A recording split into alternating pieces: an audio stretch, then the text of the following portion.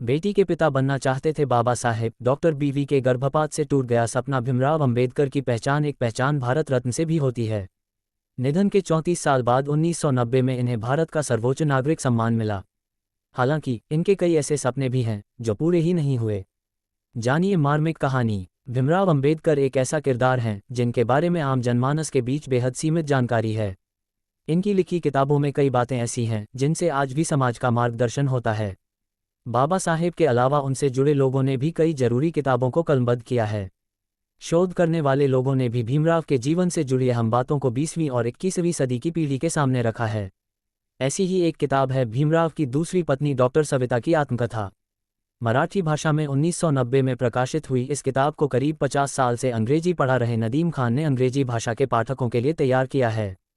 नदीम बताते हैं कि उन्हें जब बाबा साहेब से जुड़ी इस किताब बेहद ज़रूरी किताब की जानकारी मिली तो उन्होंने इसे अंग्रेजी में ट्रांसलेट करने का फैसला लिया। उन्होंने अजन भर से अधिक मराठी किताबों का अनुवाद किया है। सविता शादी के 5 साल बाद 1953 की घटना का जिक्र भी करती हैं। भीमराव एक बेटी के पिता बनना चाहते थे। सविता बताती हैं कि बहन की बेटी को गोद लेने का सुझाव दिया, लेकिन भीमराव गोद लेने के बदले जैविक रूप से बेटी के पिता बनना चाहते थे। 1953 में सविता गर्भवती हुई। भीमराव उत्साहित थे। दोनों कश्मीर दौरे पर गए थे। शेख अब्दुल्ला के न्योते पर स्पेशल डिनर पर पहुंची दंपति को उस समय झटका लगा जब माई साहिब की तबीयत बिगड़ने लगी।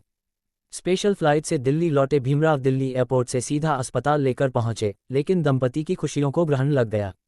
सविता के बच्चे को नहीं बचाया जा सका। गर्भपात के कारण डिप्रेशन में गए भीमराव को एक बार फिर बेटी गोद लेने का सुझाव दिया। हालांकि सविता की बहन की बेटी को गोद लेने का सपना भी अधूरा रह गया। बाबा साहेब इस दुनिया को अलविदा कह गए। बाबा साहेब की लाइफ में एक ऐसा समय भी आया था जब सविता उनकी सिक्योरिटी को लेकर बेहद चिंतित रहीं।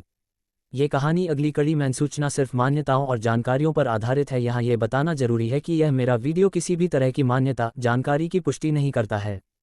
किसी भी जानकारी या मान्यता को अमल में लाने से पहले संबंधित विशेषज्ञ से सलाह लें। धन्यवाद।